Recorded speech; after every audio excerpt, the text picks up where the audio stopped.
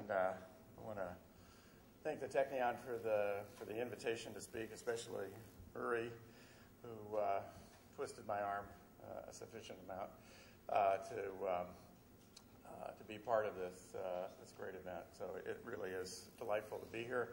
And I hadn't been in Israel, I think, for about 5 years, and so it's great actually to have the opportunity to be back and see so many good friends.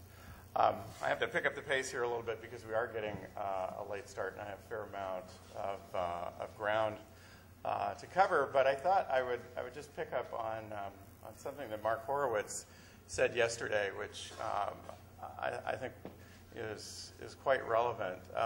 You know, we're now in an era where pretty much anything we can imagine we can build in terms of being able to project information technology, and that is changing the game in many respects.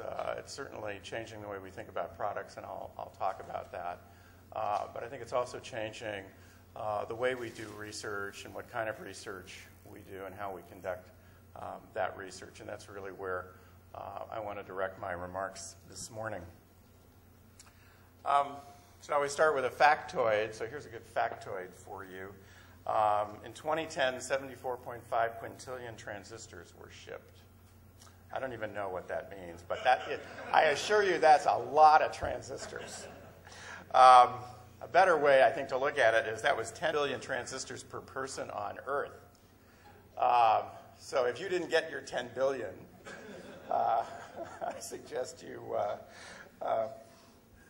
consult your significant other and ask them why they weren't showering you with transistors throughout the year. But I think the really significant point here is that the compound annual growth rate over the decade is an astonishing 68%, which means, in fact, that rate of growth is accelerating, and you see that in the shape of the curve. You know, this is a log scale. So I think much as Ray Kurzweil predicted in his book, The Singularity, we are clearly seeing this continued acceleration in the pace of technology. You know, Ray talks about the last 100 years representing more progress than the previous 20,000, and the next 10 years, you know, will easily exceed the progress in the last 100 years. So the demand for the consumption of information technology is truly growing at a fantastic rate.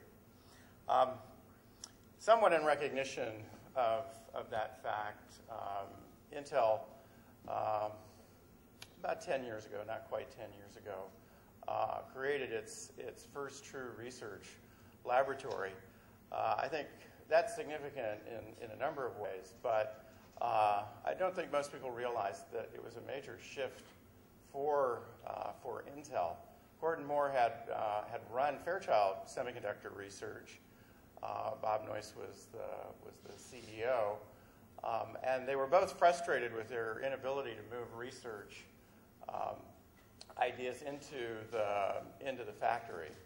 They had a very poor record of doing that. And so in 1968, when they formed Intel, they said, okay, we're not going to have research. It's not that we aren't going to invent things or look at advanced technologies, but we're not going to call it research, and we're not going to put it in its own little building and separate, and call it research. Those of you who've worked at Intel or work at Intel, interned at Intel, or have any close relationship with the company know that Intel has this euphemism called technology development, which is about as close to research as the company got for its first 35 or so years. But it began to realize that the kinds of applications for its semiconductor technology really demanded that it do true research and look much further ahead than the typical product team is able to do. That's not taking anything away from the product teams but they have a different mission, and they may, take a year on a large microprocessor project to consider alternatives, but they pretty much lock it down and go into implementation and don't come up for air for typically about 4 years. So we formed Intel Labs. I won't give you all the history of that, with the goal of delivering breakthrough technologies to fuel Intel's growth. And that mission grows in importance every year. We've really made it a priority to do world-class research in the areas in which we work. We measure that in two fundamental ways. One of them, of course, is sort of the traditional academic measurements of it. What papers are appearing in what conferences, and are we winning a sufficient share of best paper prizes and those sorts of things. But we also measure it in terms of our impact on the company's business, on the products and services that we build. We work in a number of areas, and it's almost impossible to enumerate them. We would be here for hours. But I've grouped them into processing and programming. That's where you would assume we would do a lot of work. You might be surprised that we work in energy and sustainability, and I'm not just talking about energy efficiency, although we include energy efficiency in this area, but we're starting to look at how information technology can help us conserve energy and reduce energy consumption at large. IT consumes about 2% of the world's energy. So even if we were to make all of the computers in the world consume no energy, we'd only reduce the amount of energy consumption by a very tiny amount. But it's increasingly clear if you apply IT to other areas where energy is consumed, it can indirectly lead to dramatic reductions in energy consumption. Security and virtualization have become very, very important in the last 5 years, 6 years. We started about 10 years ago in virtualization and really got, I think, engaged in security about five years ago. You've seen the results of our virtualization work in our products, and we continue to advance on that front, but you're going to see in the next couple of years some truly fundamental advances in security. And I put those together because some of the advances in security build on or can be seen as extensions to our virtualization capability. We don't do all of the research at Intel. There's actually a separate group. Well, there are probably a number of small groups scattered around the company, but the important one is something called components research, which is part of our technology and manufacturing group. It's order of 100 folks or so, and these are the people who are out right now working on sub-10 nanometer process technologies. So the components research people sort of take care of process and device research, and we start right at that point and go up the stack. So we do circuits research. Much of that is conducted with components research and other parts of the technology and manufacturing group. And I'll give you what is easily my favorite example of that later in the talk.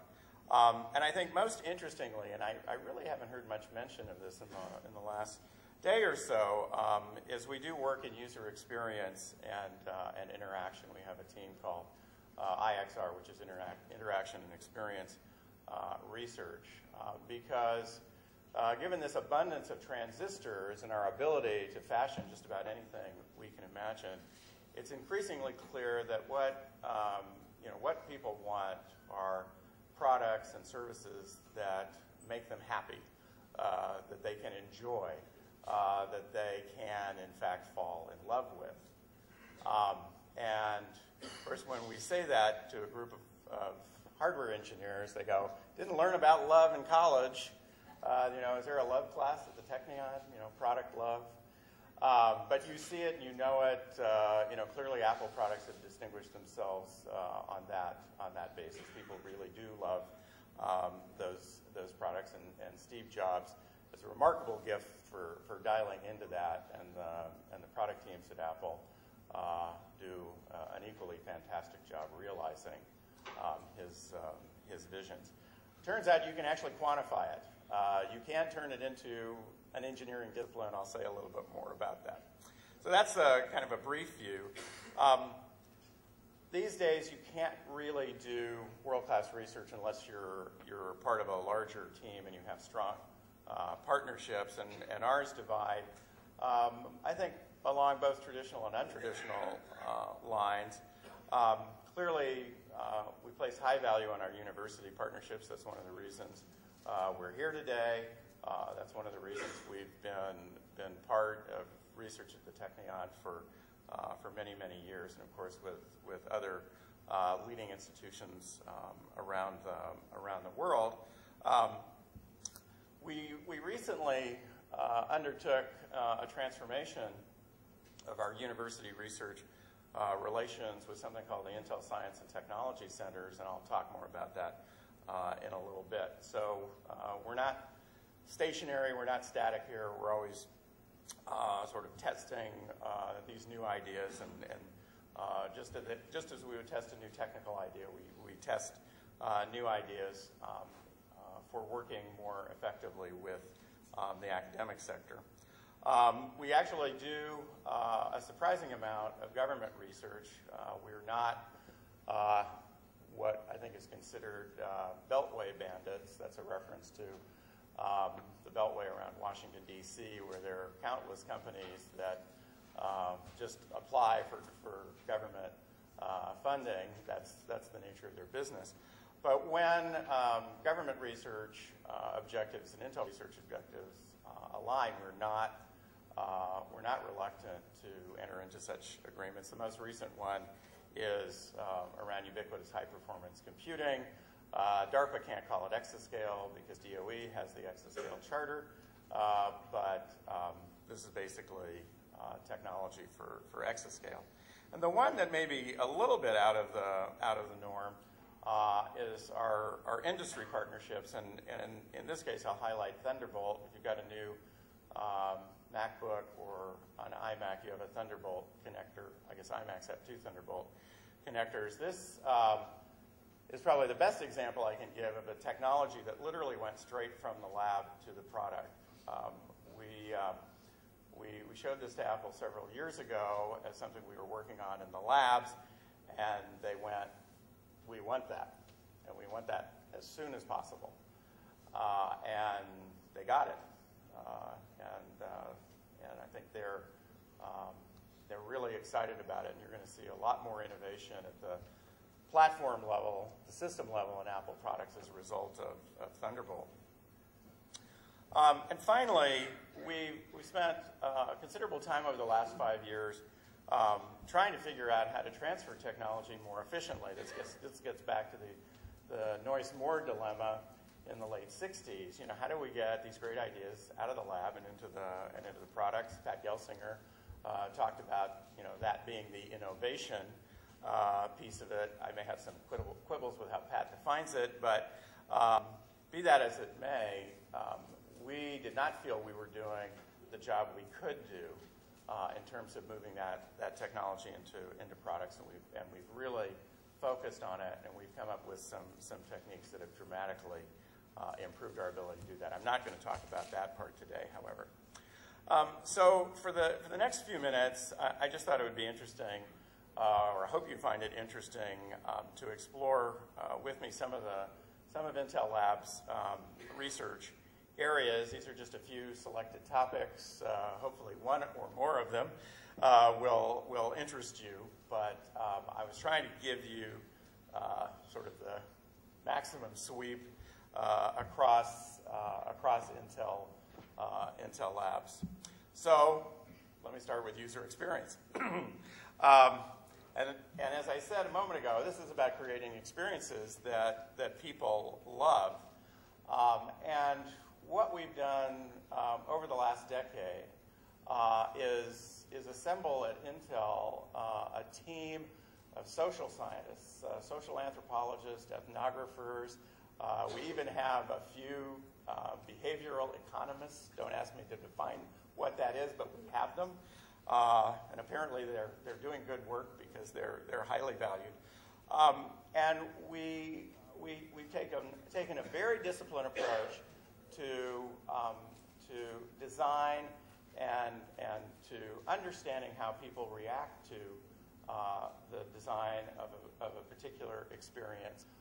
And we've learned how to measure it, and we've learned how to take those measurements and iterate our designs and ultimately validate those designs. And on more than one occasion, that iterative process has resulted in dramatic changes and hopefully improvements in the likability or lovability, if you prefer, of our products. And that process is interwoven with the rest of the product design process, so that we're constantly testing and retesting those ideas all the way to the point we're ready to release a product to the market.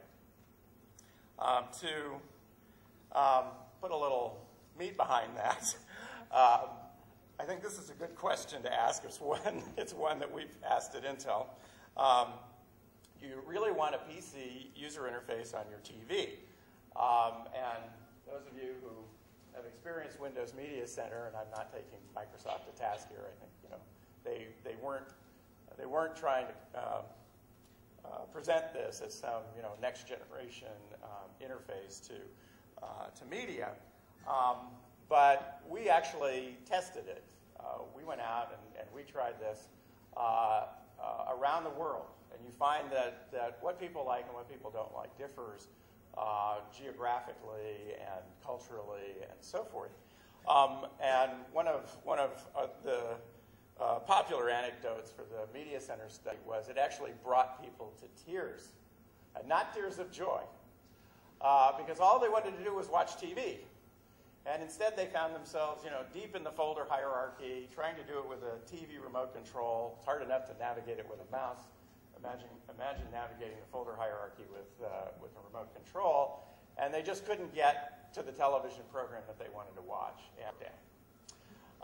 So obviously, this was not a UI that people wanted to have on their television sets, and I think the response or lack of response reflects that. The video ended on the right. That's actually the UI that we developed as part of our digital home group, and as part of the total experience around that product family, our CE4000 family. And I think all the folks who worked on that project will tell you that right down to the silicon, right down to the CE 4100, 4200 SoCs, user experience was a consistent thread. They knew exactly what kind of experience they wanted to deliver, and they were able to translate that ultimately into gates to deliver that experience. And it turns out that that's useful even if you, in the case, even if we are not delivering the ultimate experience. Maybe that's a Google, as in the case of TV, or a French telecom. Those folks are ultimately responsible for the experience. But having driven the design from the point of view of user experience, the design more likely incorporates those features that are necessary for delivering a good experience. And Smart TV, which we rolled out last year and was the big news at the Consumer Electronics Show, is just one of three experience-driven designs. The next one being the Intel Health Guide. That's now part of, that's probably my broker calling. That is now part of the Intel GE Care Innovations joint venture. That's one of the products that Intel contributed to the JV. But it had a team of social scientists, ethnographers, and so forth that did deep studies of how people wanted to or didn't want to interact with technology in their homes. The whole point of the health guide is to keep chronically ill people in their own home, their own apartment, for as long as possible. Keep them out of managed care. And it tends to be an elderly population, and it tends to be a population that is not always comfortable with technology. So a lot of deep thought into how to present this health guide, which is very interactive in such a way that people fell in love with it. And lastly, the Classmate PC. A lot of people sort of think of this as, this was Intel's reaction to one laptop per child. I think that does a disservice to the Classmate design. This was also the result of very deep studies globally into a computing platform that would be appropriate in sort of K through 5, maybe K through 8 education. And it's been a huge, huge success. And has now actually created a whole community of companies that build software for Classmate educational software. So it's not just put a bunch of these cute-looking laptops in a classroom and hope for the best. We're actually able to measurably improve education as a result of that. I want to talk a little bit about the future of experience in terms of the impact of context-aware computing. I talked about this at the Intel Developer Forum last fall, and I really believe this is sort of the next step in UX and UI, where we bring context to bear on both the design of the platform, because the platform has to be context-aware, and on the applications that run on it. And context awareness gives us the ability to answer the questions that are shown here, along with many other questions, and take the experience and truly personalize it. Peter Fox, who is one of the co-heads of our new Science and Technology Center at the University of Washington, told me some years ago, he said, he pulled out his iPhone, and he said, I've had this thing for a year or two, whatever it was. And he says, it doesn't know any more about me than the day I bought it. And that's the problem, that instead of getting better and better, learning more and more about you every day, and customizing that experience more and more to your specific needs, we're sort of stuck in terms of where we can go. So the next step is context awareness. To make a platform context aware, you have to give it sensory capabilities, and we've seen more and more sensors coming in, certainly to the mobile platforms, but you actually want to use a whole range of sensors, and let me give you a good example of that. We developed an experimental platform that you see illustrated here, and work with Photos, the big travel company, to create a vacation assistant, and true to form, following good user experience practice, we built enough of them to have a field trial in New York City, and these are the real people. These are not actors or Intel shills or whatever. These are the real folks in New York City, and they were able to use the device as they moved about New York City on vacation. And it might know, having asked you, that you like live music. Maybe you like, live jazz. And, you might be walking along, but not know that a couple of blocks away there's a great little jazz club, and, maybe it's got your favorite jazz artist performing. And the vacation assistant would just come up and say, by the way, so-and-so's in performance, a couple of blocks from here. Would you like to go there? Go there. And maybe, let's say you had show tickets later that day. It might say, by the way, the performance is from 4 to 6, and you can still have a light dinner and be down on Broadway for your show at 8 o'clock. That's the kind of context-sensitive application environment we envision. It utilizes both hard and soft sensors. These we're very familiar with, compasses and gyros and GPSs and so forth.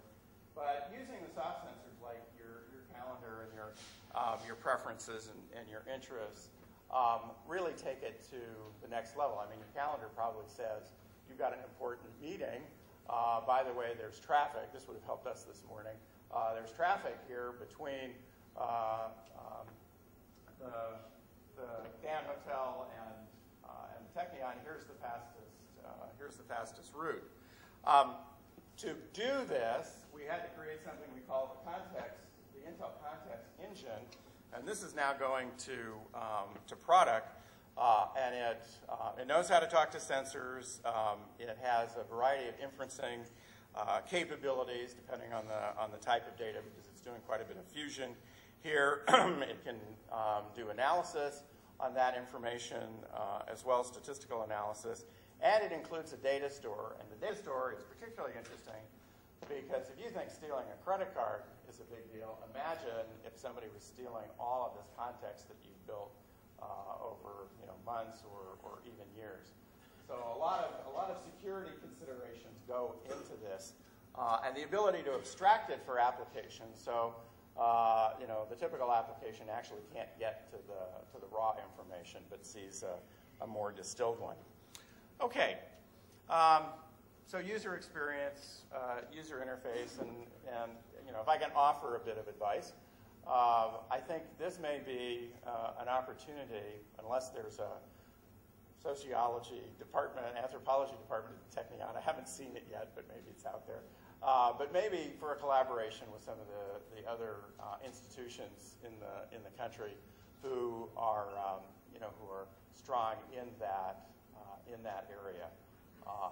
And I know our social scientists and ethnographers and so forth, they really enjoy the interaction with the people who can bring their visions to life. And so I think it's a very powerful opportunity. Let me move to more traditional and familiar subjects, and closer to the sorts of stuff you think about Intel doing. As I mentioned, we're doing lots of work in energy-efficient design. One area that we're particularly active in at the moment is something called near-threshold voltage operation. The graph here explains why we're so interested. As you lower the voltage closer to the threshold, you see this sharp rise in energy efficiency, and roughly that's an 8-fold improvement in energy efficiency versus operating closer to Vmax. And so we're trying to understand how we design circuits that can operate reliably down here. And if we can figure out how to do that, this has the possibility of opening up opportunities for a whole new class of smart, very low power devices. We published this, I think this is 2 years old at Solid State Circuits. This is an AES encryptor that was designed using near threshold voltage circuit techniques, built on 45 nanometer, runs at 53 gigabits per second. That, as far as we know, is the fastest such implementation. It's 5x better, at least at the time of publication, than anything else. But it operates at 320 millivolts. And I think the threshold here is maybe just a hair below 300 millivolts. So we're really getting close. I can't show it to you yet because it might preclude publication at a later date. But we've actually just gotten silicon back on a complete IA-compatible processor done in near threshold voltage. It doesn't realize that full 8x gain for various reasons, but gets more than half of it. So we're doing pretty well, and we'll publish that work later in the year or at Solid State Circuits next year. Kind of moving up the stack here, and I've sort of given you an Intel version of the stack, is our single chip cloud computer. I don't know, do you have one at the Technion? Yes. I get a yes over here, and I get a no over here. Yuri says no. Steve says yes. Okay, the answer is yes. This was an experimental processor design. When I say it's an experimental design, that means it was designed in the labs. It's more than 1 billion transistors. It has 48 IA-compatible cores built in 45 nanometer. By the way, that's the current record. It will be broken soon. I won't tell you how, but it will be broken soon. And what we really want to do is build this device, which we viewed as a forerunner to the kinds of processors that people would find in data centers in 2013, 14, 15, where we pack a relatively large number of lower performance cores on a single chip. And we decided, once we had working silicon, that this would make a great experimental platform, not just at Intel, but across the research community. And I know there are at least 80 such institutions around the world that have one or more of these devices. By the way, we don't just send you the chip in a box. You actually get a system that does all of it. It has a network on chip, two-dimensional mesh. Each node in that mesh is a dual IA core, which is more typical of what we see in cloud data centers. They often have two-socket machines, so we put two cores at a node. Because most of the communication here is message passing, is based on message passing, whether low-level or full TCP/IP. We put in hardware acceleration for that. For those of you who are keeping score at home, we do have an MPI implementation that runs on the SCC, and it uses the accelerator and gets terrific results. There is globally addressable memory. It's not coherent, but the MPI library exploits that fact. And we use the chip to do studies of fine-grained power management. There's exquisite power control, turn off any core, on and off any core, turn off different parts of the network on chip, and so forth. I really like this quote from Chris Rowan, the president and CTO of Tensilica. I think it really sort of captures the design idiom here, where cores have replaced transistors. Cores are the new transistors. I first heard Dave Patterson say that. I missed the attribution to Chris Rowan, but I think that really captures, I think, this period of time where we're really dealing with a much higher level of abstraction. Cores will just become these things that we pick and choose and assemble into larger systems, and we won't spend nearly the kind of time focusing on what's going on inside those cores. Moving way up the stack, something that we have a great deal of interest in, because we think if we're ever going to take high-performance computing and get it out of sort of this narrow range of science and engineering application and make it an everyday occurrence where literally you have supercomputing power at your fingertips, it's probably going to have something to do with the 3D web. And so we've been spending a fair amount of time working with the open source community on a project called OpenSim. We've been particularly focused on improving scalability and performance. We basically want to be able to have a crowd of avatars, thousands, tens of thousands of avatars, sharing a musical experience or a sporting event or something like that in world. You can't do that today because at least the popular 3D web environments like Second Life don't scale well. So we're focused on that. And we also would like to improve the physics.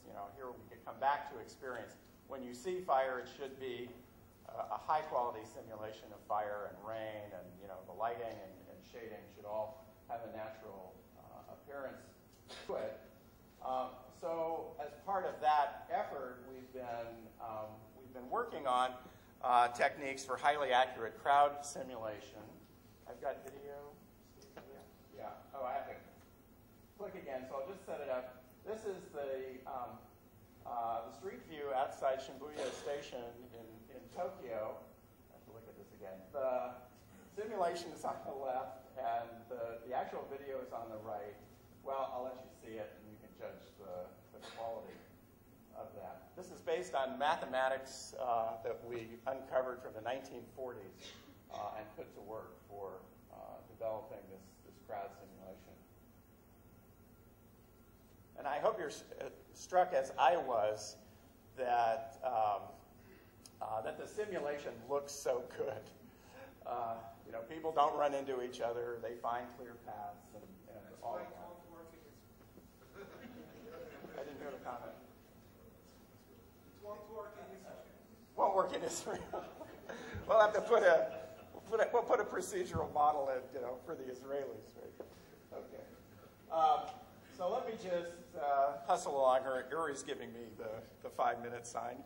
Of all the material in this presentation, this is my favorite one. You know, to me, this represents all the best aspects of research, and yes, I will go so far as to call this innovation. This is the first at least completed Intel, all-digital Wi-Fi radio. We realized some years ago that Intel didn't have it in its DNA to have a good analog process running in its fabs. So the radio guys said, okay, enough with the analog. Obviously, what we're going to have to figure out is how to build really good radios using the digital technology, which is what comes out of those plants. So over the years, we systematically went through, and I'm talking RF now, I'm not talking baseband. Obviously, you know, you do baseband. Well, maybe not baseband for Wi-Fi, but baseband for most things on, you know, on just an ordinary processor. But we built power amplifiers. These are all digital switching power amplifiers. These are where the work was reported. Our transmit receive switch, you know, in 32 nanometer. I guess I didn't say that. 32 nanometer CMOS. Our LNAs, just fantastic low noise amplifiers. Sigma delta analog to digital converters. A fantastic digital synthesizer, fractional end synthesizer. Here's our local oscillator source.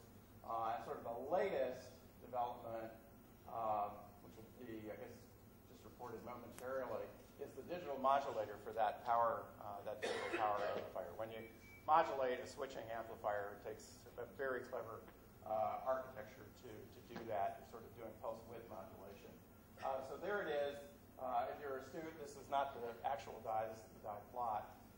But we'll have real silicon soon enough for this. So this is systematically going through every part of the radio and inventing all digital circuits to replace that function. In almost every case, and I'll give you one example here, the digital replacement outperforms the analog version. If this is just a power amplifier, and I know I'm dragging this out, Uri, but it's pretty interesting. So there's the digital PA. Not only does it beat all the analog PAs in CMOS, it beats the analog PAs both in silicon germanium and in gallium arsenide. So it's just a fantastic power amplifier. And has the increased efficiency, so when you're running your radio, your battery is going to last a heck of a lot longer by virtue of that efficiency. And we have another experiment where we drop this RF unit into an atom-based SoC, and for the first time have a radio fully integrated with a microprocessor and surrounding IOs. And if we're going to get to that nirvana of single-chip solutions, which include communication with computation, it's going to be, I believe, using this kind of technology. We work in silicon photonics. I won't spend a lot of time. We reported this last year an experimental 50 gigabit per second link. There are 4 silicon hybrid lasers on this chip, along with modulator and a passive multiplexer. So we bring the 4 colors down to a single beam. That's a single piece of fiber microconnector. That's the receiver, which has the detectors. Demultiplexer and detectors. It's all built in silicon. There's no exotic, no niobium titanate or any of the bizarre stuff that have been used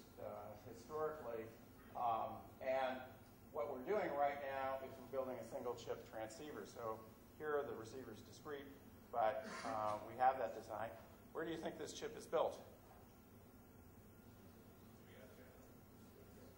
Well, not quite, but it is built in Israel. In fact, all of our experimental silicon photonics has been done in Israel. Okay, and here's one just to titillate you a bit. We have a small team, an order of a dozen or so people, who have this vision, have this dream of building a single chip DNA sequencer. The analogy I like to use is, this is like old paper tape readers, which only Uri and I have probably experienced in our lifetimes. You're all too young to have paper tape experience, but this essentially uses, uses electrostatic forces to pull the DNA strand over the read head, which is a specially designed transistor structure, a special FET structure, and literally reads out the amino acid sequence as the DNA strand moves past that device. We've just taped out a 1024 cell array, sort of our first fully integrated effort. We've been building individual test structures, but with the dream, it could be 5 years away, 10 years away, that you can walk into your doctor's office and in a matter of minutes have a small system report your sequence and tell the doctor whether there have been any significant changes in your DNA. So just closing thoughts. We are trying to drive new models. This is the Intel Science and Technology Center vision that we have. We've announced one of these at Stanford. I'll show it briefly. We'll announce another one next week in security. The model, I just want to highlight on the right, looks like this. There's a link between the labs and the Hub University. Two PIs sit at that nexus. One is an Intel PI, and one is the academic university PI.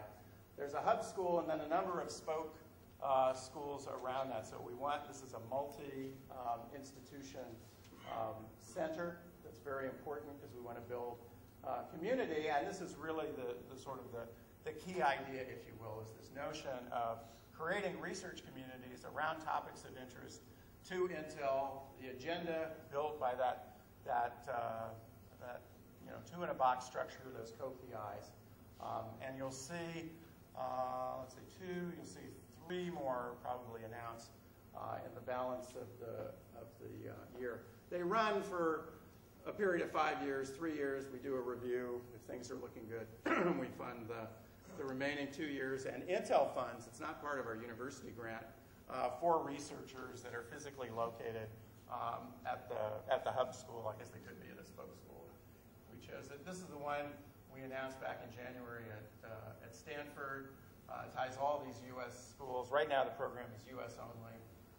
In this case, there are 30 faculty members and 50 graduate students, plus the Intel team, and we have high expectations for that.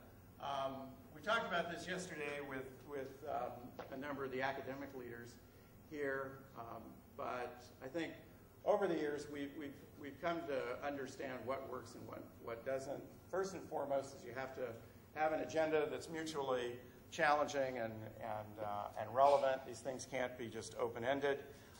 You have to fund at a level that ensures deep engagement, and so we're putting serious money into this. Overall, for those 5 years, this is a $100 million program. The universities told us what's critical to them is having Intel people on campus, so we've done that. And really, this is all about creating a research community that goes beyond a single institution. You can ask any of the PIs; they'll just tell you about the excitement that the centers have generated. Okay, thanks for being patient with me, Uri. But I'll just close.